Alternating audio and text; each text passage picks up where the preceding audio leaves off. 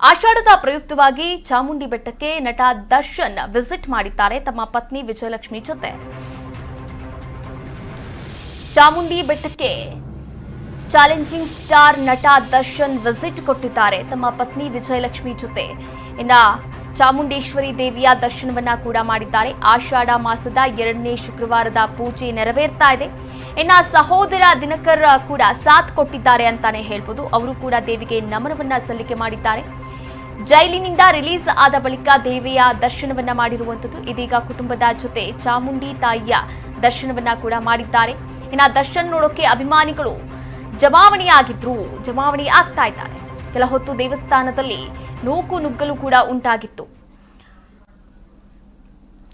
ನಟ ದರ್ಶನ್ ಆಷಾಢ ಮಾಸದ ಶುಕ್ರವಾರದಂದು, ಅಂದ್ರೆ ಇದು 2ನೇ ಶುಕ್ರವಾರ ಆಷಾಢ ಮಾಸದ ಚಾಮುಂಡೇಶ್ವರಿ ದೇವಸ್ಥಾನಕ್ಕೆ ತಪ್ಪದೆ ಭೇಟಿಯನ್ನ ನೀಡುತ್ತಾರೆ. ಕಳೆದ ವರ್ಷ ಜೈಲಿನಲ್ಲಿದ್ದಂತಹ ಕಾರಣ ಚಾಮುಂಡೇಶ್ವರಿ ದೇವಾಲಯಕ್ಕೆ ಭೇಟಿ ನೀಡಕ್ಕೆ ಆಗಲಿಲ್ಲ.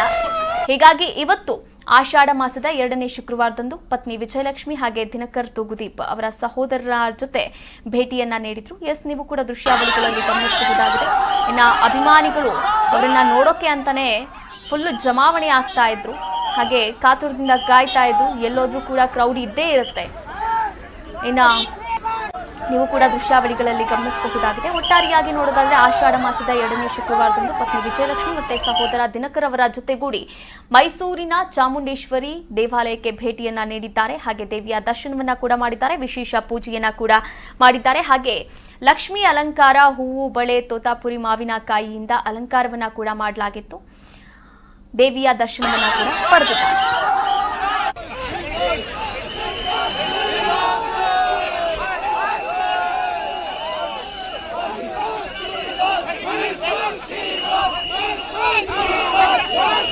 We want!